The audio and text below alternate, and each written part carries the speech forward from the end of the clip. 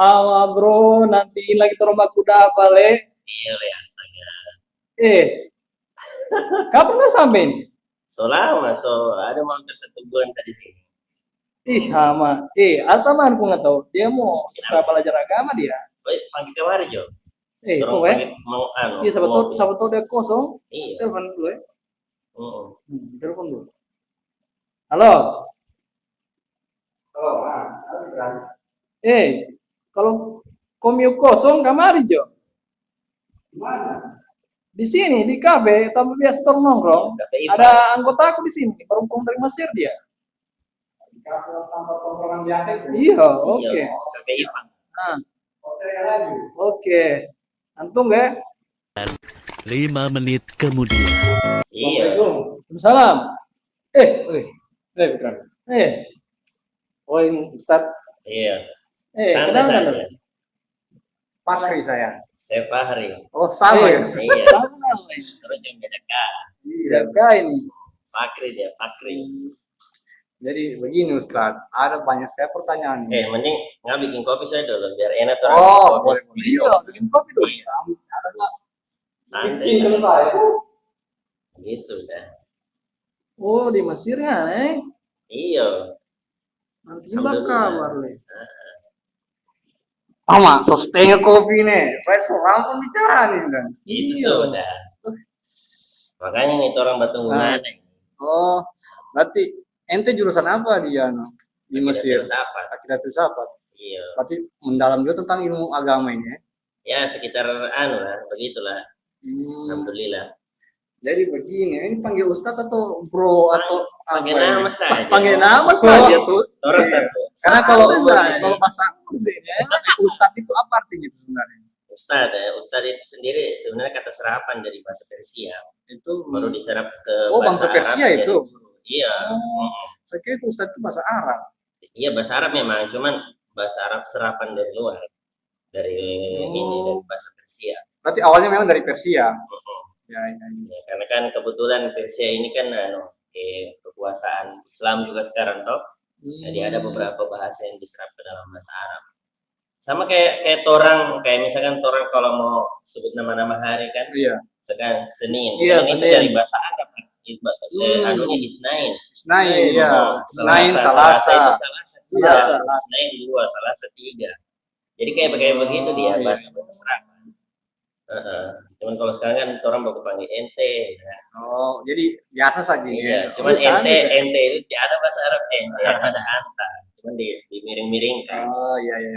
Jadi kalau bicara tentang mendalami ilmu agama ini karena kebetulan saya ini lulusan psikologi juga. Oh, nggak psikologi? Iya, psikologi. Ya. Jadi ingin sharing juga ini karena ada juga kaitannya dengan psikologi dengan ilmu agama.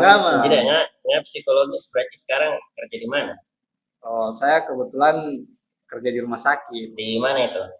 Di pelayanan medis. Oh, di Parigi gitu? Iya, di Parigi. Oh, di Parigi. Pikir aja. Iya, orang Parigi juga. Sama-sama orang. Jadi orang semua ini orang Parigi. Makanya orang punya nama Parigi Edu. Parigi Edu. Iya. Jadi begini. Sama mau tanya. Aduh, lulusan dari Mesir ini, karena Pesohibin dari SD. Jadi ini kan mendalami ilmu agama Islam ini kebanyakan fenomena di lingkungan saya. Iya. Tapi saya tidak menyalahkan ya. Orang tua itu memaksakan anaknya untuk masuk di pondok pesantren untuk mendalami ilmu. Padahal sementara anaknya sendiri itu tidak mau. Dia tidak tertarik dengan ilmu agama Islam. Mungkin banyak teman-teman yang bilang, oh cukup di MTS saja sudah cukup agama, atau di sekolah umum kan ada pelajaran agama itu sudah cukup. Tapi kebanyakan orang tua itu memaksa anaknya untuk dalam ilmu agama masuk pondok. Nah sementara di ilmu psikologi itu anak itu tidak bisa ditekan. Iya, dia harus mengikuti apa minatnya, apa yang dia mau. Karena kalau bukan passion dan minatnya, itu bahkan antara dua saja. Kalau dia tidak akan masuk pemahamannya dengan ilmu itu, yang kedua dia tidak akan menerapkan ilmunya. Nah seperti itu. Nah ini bagaimana pandangan dari Bro? Sebenarnya ada juga alasan orang tua itu kenapa dia mau kasih belajar agama DP anak. Iya. Karena memang ada perintahnya dari hadis Nabi. Jadi pernah itu suatu riwayat yang sahih, Nabi bersabda, "Man salaka thariqan yaltamisu fihi ilman, sahalallahu lahu thariqan ilal jannah."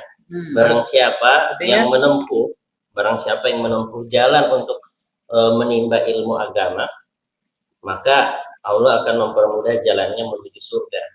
Nah, jadi kemudian di hadis yang lain juga banyak itu hadis tentang keutamaan untuk menuntut ilmu, dan ilmu yang diutamakan di sini itu adalah ilmu agama khususnya. Kenapa? Karena begini, ilmu agama itu dia ilmu yang memberikan memberikan dampak kepada kita bagaimana kedekatan yang sebenarnya antara kita dengan Tuhan dan kita dengan sesama manusia. Kalau kita mau hubungkan antara ilmu dunia juga bagus begitu. Artinya di sini tidak ada pertentangan yang mendasar antara ilmu agama dan ilmu dunia. Karena ilmu dunia itu dia nanti akan berimbas kepada bagaimana cara memajukan peradaban dunia. Gitu, bagaimana cara memajukan manusia ini biar hidupnya itu semakin berkembang, semakin maju. Iya.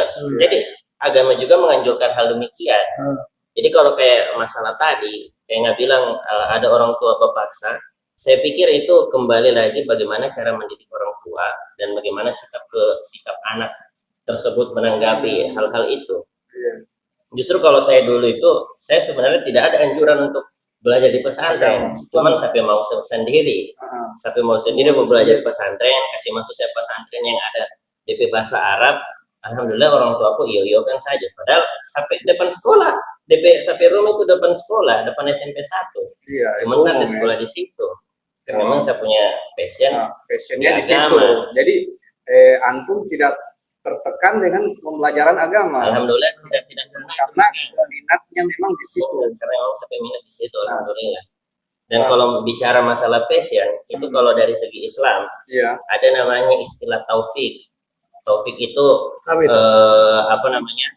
biasanya orang kalau mau ujian atau apa, biasanya orang itu tradisinya orang kalau mau ujian biasa saling mengucapkan bitaufik. Bitaufik itu semoga Allah memberikan petunjuk, semoga Allah memberikan hidayah atas apa yang akan kita raih itu. Jadi ketika ada orang yang belum tergerak hatinya untuk belajar agama, berarti dia belum diberikan taufik. Berarti dia belum diberikan petunjuk oleh Allah untuk belajar tentang agama ini. Jadi memang penting ada landasan agama ya. Iya. Tapi dalam dan tidaknya itu perlu tidak? Apakah memang harus didalami itu agama baru kita masuk ke ilmu duniawi? Sebenarnya tidak harus juga, karena kalau semua orang mau mendalami agama, semua jadi ustadz. Kalau semua orang jadi ustadz, siapa yang kasih makan bapak? Tidak ada yang mau jadi petani, tidak ada yang basi pasar, yang kosong pasar itu. Betul. Nanti yang penting ada landasan agamanya dulu. Ada landasan agama. Berarti menurut Pari, apakah pembelajaran di SMA itu sudah cukup atau ini harus ada tambahan ilmu lagi? Kalau saya kan belum pernah di SMA toh. Jadi kamu orang mungkin yang lebih tahu bagaimana sistem pembelajaran agamanya di sana. Cuman kalau dari saya sendiri, ada memang beberapa hal yang harus diketahui orang awam tentang masalah agama. Istilahnya itu ada namanya amrun darurah minatin. Perkara-perkara yang harus diketahui dalam hal agama itu setidaknya ada 3. Jadi ilmu agama Islam itu secara garis besar dia bermuara kepada 3 hal. Yang pertama kepada akidah, masalah keimanan, kemudian syariat atau masalah hukum-hukum Islam. Jadi orang minimal dia sudah tahu caranya sholat, sudah tahu caranya zakat, sudah tahu caranya berpuasa dan lain sebagainya. Kalau keimanan tadi minimal dia sudah tahu siapa DP Tuhan, dan dia bisa bertanggung jawab ketika ditanya kenapa kamu bertuhan kepada Allah, itu dia bisa jawab dengan argumen yang sederhana. Kenapa saya percaya sama Allah? Karena Allah yang menciptakan alam. Adanya alam ini kan membuktikan adanya Tuhan. Kan begitu kan logika sederhananya. Begitu juga syariat. Nah yang ketiga ini namanya ilmu tasawuf atau ilmu kebatinan.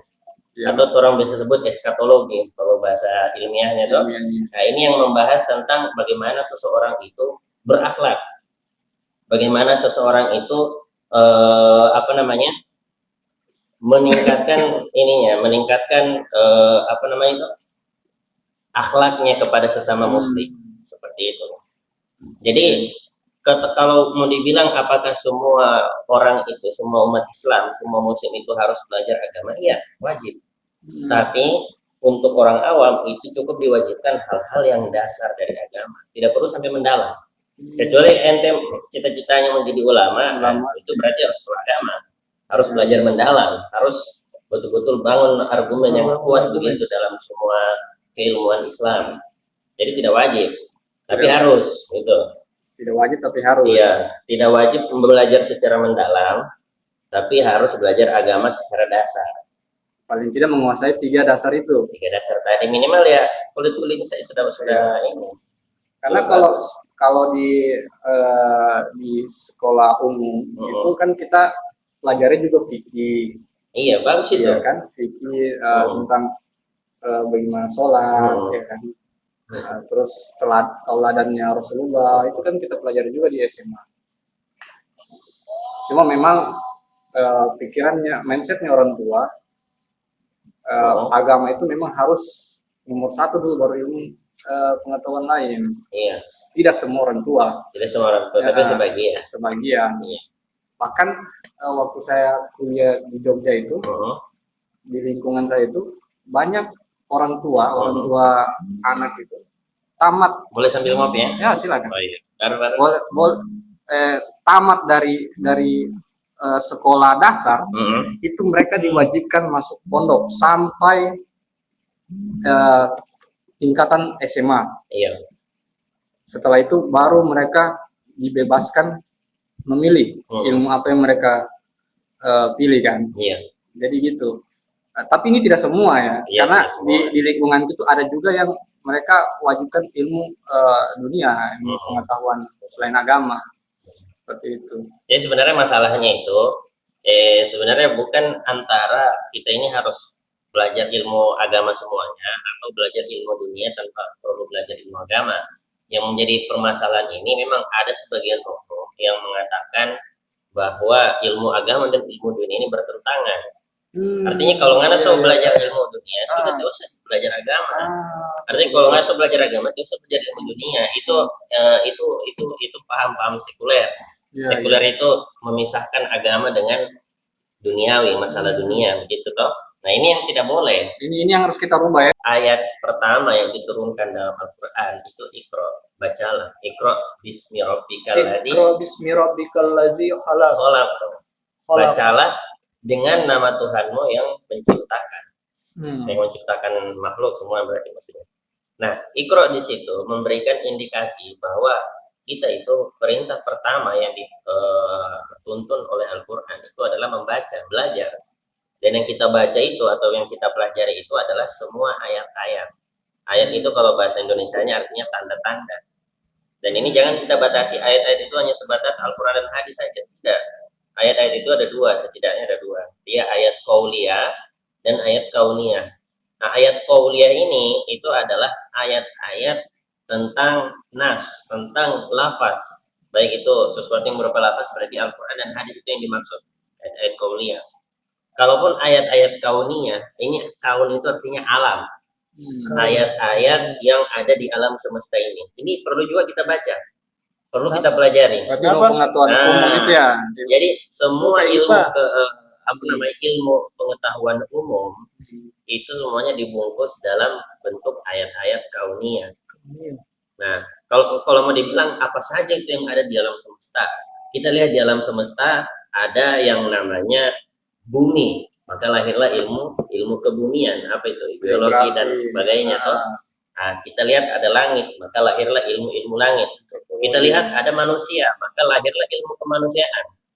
Nah, manusia itu memiliki organ tubuh namanya anatomi, lahirlah ilmu anatomi, biologi. Kemudian manusia juga punya jiwa, lahirlah ilmu psikologi dan lain sebagainya. Nah, itu semuanya adalah itu perintahnya dari satu kata itu Iqra, bacalah.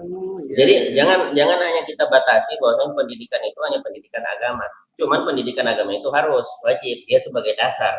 Jadi kalau misalnya kita mau belajar ilmu agama ini, Apa dulu yang awal yang harus kita pelajari? Yang harus dipelajari Iya. ini kalau orang ada niat mau belajar agama. Aha. Ya mungkin bisa kayak kamu orang dengar-dengar kajian-kajian ustadz-ustadz, ya, terutama yang membahas tentang ilmu akidah dasar atau fikih-fikih dasar.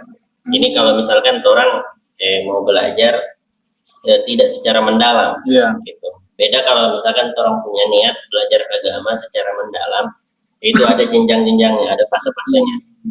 Jadi orang di Al-Azhar itu dituntut kalau kita mau belajar agama sebelum masuk ke pembahasan inti dari agama, itu yang disebut dengan ilmu maqasid.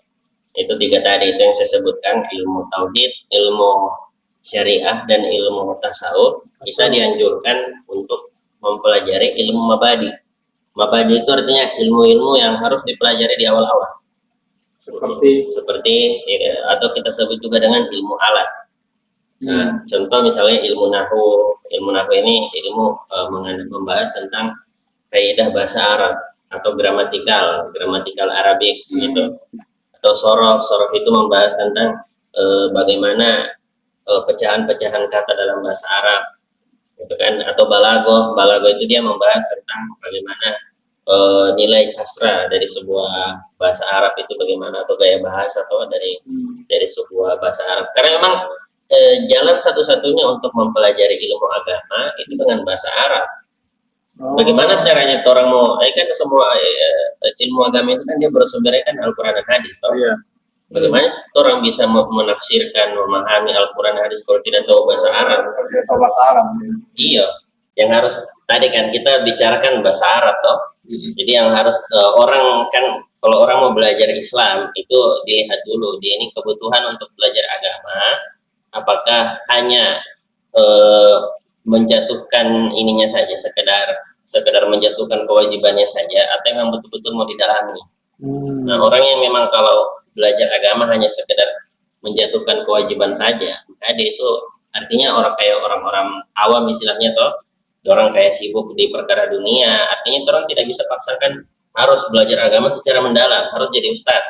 Nanti kalau semua orang jadi ustadz, tidak ada yang siapa yang tidak puasa pasar nanti, gitu. Tidak ada yang kasih makan ustadz nanti kalau begitu. Jadi cukup ini solusi dari saya, cukup kayak orang itu belajar agama kepada ustadz-ustadz yang mengajar agama itu secara dasar-dasarnya saja. Misalkan macam perkara akidah, belajar yang dasar-dasarnya, belajar tentang ilmu fikih yang dasar-dasarnya saja, belajar tentang ilmu akhlak, itu juga yang dasar-dasarnya saja. Atau mungkin bisa akses buku dan lain sebagainya. Itu yang cari yang pokoknya betul-betul pembahasannya yang mudah. Kalau misalkan kita mau serius mendalami agama, maka ulama itu sudah memberikan tahapan bahwa kalau kita mau mendalami agama harus didahului dulu dengan pintunya. Nah, pintu satu-satunya untuk mempelajari agama Islam itu adalah dengan mempelajari bahasa Arab. Karena kan ilmu agama Islam itu kan bersumbernya Al-Quran dan hadis. Nah, bagaimana cara kita mempelajari Al-Quran dan hadis kalau kita tidak tahu bahasa Arab? Ini kan yang makanya saya sering aneh itu melihat ada oknum-oknum yang tidak tahu bahasa Arab, tapi dia mengaku pemuka agama. Iya, dia mengaku jago sekali dia agama dan lain sebagainya. Sebenarnya tidak ada masalah begitu. Asalkan kalau dia lebih tahu, kalau dia bisa mempelajari bahasa Arab secara mendalam, mempelajari warisan-warisan ulama yang terdahulu dengan tulisan-tulisan bahasa Arab seperti ini, misalnya ini kan berbahasa Arab, toh. Artinya dia lebih leluasa begitu dan dia lebih original dalam mempelajari ilmu tersebut. Beda kalau misalkan mempelajari, kan sudah banyak terjemahan-terjemahan juga kan. Kalau kita mau pelajari ilmu agama lewat terjemahan-terjemahan, oke lah, tidak ada masalah. Tidak ada masalah. Tapi lebih dianjurkan kalau kita mempelajari ilmu agama langsung dengan bahasa aslinya, bahasa Arabnya begitu toh. Dan ya fenomena sekarang orang tidak tertarik dengan bahasa Arabnya, yang penting belajar ilmu agama Islam saja. Jadi tidak ini ya, dianjurkan sebenarnya. Dianjurkan sekali. Belajar bahasa Arab. Disyaratkan gitu. Karena agak berbeda arti dari bahasa Arab dengan ke bahasa Indonesia ya kan. Banyak orang itu mengaku ustadz-ustadz pemuka agama, kemudian dia berani berbicara tentang agama, tapi bukan itu spesialis, jadinya kayak begitu nanti jadinya. Artinya dia bukan spesialis agama, tapi berbicara dengan berbicara mengenai masalah agama, ditakutkan atau dikhawatirkan dia akan melenceng dari pemahaman agama tersebut. Misalnya kan orang baru belajar, baru baca di Google atau nonton YouTube, kemudian langsung berfatwa begitu, langsung bilang ini hukumnya haram, ini hukumnya ini hukumnya begini. Itu kalau belajar tidak tidak matang, ya kan? Iya. Beda kalau sesuai yang dia belajar terjemahan Indonesia. Iya. Artinya kan terjemahan itu kan bisa jadi salah. Iya, bisa salah. Makanya lebih baiknya lebih dianjurkan lagi kalau kita ingin memulai belajar agama secara mendalam harus pelajari bahasa Arab. Iya. Oh, berarti penting sekali belajar bahasa Arab. Jadi kalau misalnya ada orang yang tidak mau belajar agama, bagaimana itu? Nah, ini juga menarik ini sebenarnya. Orang misalkan, dari tadi bicara pentingnya belajar ilmu agama. Kalau saya tidak mau bagaimana? Iya, kalau bisa itu ada orang yang tidak mau belajar agama, bagaimana? Iya, oke. Jadi begini, Fikran. Orang yang tidak mau belajar ilmu agama, di istilahnya itu seakan-akan dia menolak, seakan-akan dia menolak atau dia tidak mau menginginkan kebahagiaan hidupnya setelah kematian. Kalau sering kita berdoa itu kan, Rabbana atina fid dunya hasanah wa fil akhirati hasanah wa qina adzabannar. Kita itu dianjurkan untuk berdoa demikian. Artinya apa itu? Hasanah fid dunya, kebaikan di dunia, hasanah fil akhirah, kebaikan di akhirat. Kemudian apalagi satu, waqina adzabannar, dan lindungilah kami dari api neraka. Kalau kita hanya membatasi pembelajaran kita hanya keilmuan dunia, bisa jadi kita hanya dapatkan kebaikan dunia saja. Sementara kalau kita belajar ilmu agama, kita bisa mencari tahu bagaimana tata cara atau tutorial, gitu ya. Kita mendapatkan dua kebahagiaan, kebahagiaan dunia dan kebahagiaan akhirat. Mungkin kan banyak orang bilang, loh kan banyak itu orang-orang yang tidak mau belajar agama tapi akhlaknya bagus. Iya, itu bisa kita jamin dia mendapatkan kebaikan atau kebahagiaan di dunia saja. Tapi bisa jamin dia mendapatkan kebahagiaan akhirat. Bagaimana kalau dia tidak tahu sholat? Dia tidak tahu sholat kan tidak belajar agama. Oh, berarti ya, tetapi akhlaknya baik, belum tentu akhirat dia dapat surga lah. Iya, gitu. Belum tentu. Tapi jangan juga kita bilang berarti yang masuk surga itu hanya orang yang belajar agama saja. Tidak juga gitu. Nanti salah tangkap nanti netizen. Jadi agama itu memberikan kita petunjuk untuk mendapatkan dua kebahagiaan dunia dan akhirat. Kalau kita menolak untuk mempelajari ilmu agama, dikhawatirkan nanti kita akan hanya sekedar mendapatkan kebahagiaan dunia saja. Kalau kita terlalu acuh begitu kan sama ilmu agama, artinya kita tidak bisa mengamalkan agama itu seperti apa. Artinya kita tidak tahu bagaimana tata cara sholat yang benar, bagaimana keimanan yang benar, keimanan yang sempurna, bagaimana wudhu, tohar dan lain sebagainya. Jangan-jangan selama ini sholat itu tidak sah. Kenapa? Karena kita tidak tahu jaga kesucian diri kan, dari kita tidak tahu toharo, tidak tahu bersuci, kita tidak tahu menutup aurat dan lain sebagainya. Ya kan percuma sholat kalau begitu. Kan kenapa percuma sholat kalau begitu? Karena tidak tahu ilmunya. Jadi sangat bahaya begitu menurut saya, ini sangat bahaya bagi orang yang tidak mau belajar ilmu agama. Karena bisa jadi dia mungkin mendapatkan kebahagiaan di dunia, tapi wallahu a'lam ya, semoga dia bisa mendapatkan kebahagiaan akhirat juga. Tapi kan itu kan tidak ada yang tahu. Makanya yang bisa menjamin dua jenis kebahagiaan itu cuma agama, ilmu agama. Dan sebenarnya juga kalau orang-orang yang sudah punya banyak harta kekayaan tapi dia tidak mempelajari agamanya, artinya kan imannya itu kan kurang. Saya yakin dan percaya ada yang hilang dalam hatinya. Kayak kebahagiaannya itu semata-mata hanya untuk kekayaan. Iya, betul itu. Artinya kalau suatu waktu dia tidak punya kekayaan itu lagi, tidak ada sandaran kebahagiaannya, tidak ada parameter kebahagiaannya. Tapi kalau kita bersandar kebahagiaan kepada Allah, walaupun hartanya kita sudah tidak ada, ya kan? Standar kebaikan kan kita bukan kekayaan, tapi Tuhan, dan Tuhan kan tidak pernah hilang dari hati kita selama kita mendekatinya. Betul sekali. Ya. Saya pernah ini ada cerita, saya pernah dengar podcast cerita tentang Sujiwo Tejo. Kalau kamu tahu itu, beliau kan pernah bercerita begini. Jadi dia itu dulu waktu kuliah dia pernah sempat skeptis tentang Tuhan. Skeptis itu ragu. Nah, dia ragu ini betul tidak Tuhan itu ada ya? Nah, akhirnya dia menjauhi agama. Dia bukan cuma tidak mau mengamalkan agama, dia menjauhi ilmu-ilmunya dan lain sebagainya. Karena itu sudah terpapar filsafat-filsafat yang mengarah ke ateisme itu. Akhirnya dia baru sadar pentingnya agama itu ketika mamanya wafat, ibunya meninggal. Depan jenazah ibunya itu tidak tahu mau diapakan ini ibunya. Padahal dalam misalkan mengurusi jenazah saja itu sudah menjadi perhatian yang besar. Harus dimandikan, dikafani, disolatkan, baru dikuburkan. Itu kan 4 tata cara ini kan ada perinciannya di dalam ilmu agama. Ini orang kalau tidak tahu ilmu agama, ketika ada keluarganya meninggal, itu dia cuma haga-haga saja. Kan nauzubillah kalau begitu, kurang ajar kita. Jadi nanti sudah dalam keadaan begitu baru dia sadar pentingnya itu agama. Di sisi lain juga ada hadis yang masyhur juga ini yang terkenal. Ketika seseorang meninggal, idza matal insan, atau di dalam redaksi hadis lain itu bilang idza mata ibnu Adam, ketika mati meninggal anak Adam, in qata'a anhu amaluhu, maka amalnya terputus. Illa min salasin, kecuali 3 hal.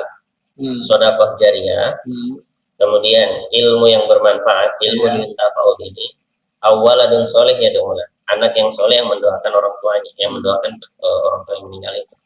Jadi kalau misalkan orang meninggal, sudah terputus amalnya orang. Artinya tidak sempat lagi sholat, tidak sempat lagi apa-apa. Artinya amal yang kita bawa ya itu saja yang kita bawa di di alam selanjutnya atau di alam barzakh. Ya semoga saja kalau amal kita banyak. Ini kalau dosa kita lebih banyak daripada amal kita kan nauzubillah. Tapi Allah Nabi sudah memberikan indikasi bahwa kalau kita meninggal, amal kita itu akan tetap terus mengalir. Tapi amal yang bagaimana itu? Yang pertama sedekah jariyah. Kalau orang sudah meninggal, kemudian kita meninggalkan harta yang banyak untuk sedekah jariyah, sedekah yang pahalanya tidak putus-putus. Misalnya orang basumbang masjid, basumbang bikin pesantren, basumbang orang yang sedang menuntut ilmu dan lain sebagainya. Kemudian kita orang juga punya ilmu yang bermanfaat. Artinya kebermanfaatan ilmu kita itu langgeng. Kayak misalnya orang bikin buku, kemudian buku kita dimanfaatkan oleh orang banyak. Meskipun kita sudah mati, kalau ada ilmunya orang dipelajari sama orang lain itu mengalir pahalanya kita. Dan ada kenikmatan juga. Iya. Dan yang terakhir ini, waladun solihnya dong, anak yang soleh yang mendoakan orang tuanya. Nah ini tata cara menjadi anak yang soleh, yang tahu cara mendoakan orang tuanya, atau tutorial menjadi anak yang soleh yang berbakti kepada orang tuanya, itu hanya bisa dipelajari di ilmu agama. Kalau orang tidak tahu ilmu agama, bagaimana orang mendoakan orang tua kita? Bagaimana bisa orang jadi anak yang soleh? Gitu. Jangan sampai kita jadi anak durhaka karena tidak mau belajar agama. Ya, jadi kembali lagi dengan tadi pentingnya agama Islam. Itu yang membedakan aliran psikologi Barat dengan psikologi Islam. Iya, betul. Bagaimana psikologi Barat itu memandang kebahagiaan itu bagaimana caranya manusia itu bisa menggapai aktualisasi diri. Iya. Aktualisasi diri itu apa? Ketika dia sudah terpenuhi kebutuhan biologisnya. Biologis itu kan makan dan minum dan hasrat ya. Hasrat. Dan kebutuhan keamanan dirinya, kebutuhan atas cinta, dan yang paling tinggi itu aktualisasi. Artinya dia sudah terpenuhi semua yang dia butuhkan. Dia butuhkan itu dalam psikologi Barat itulah kebahagiaan.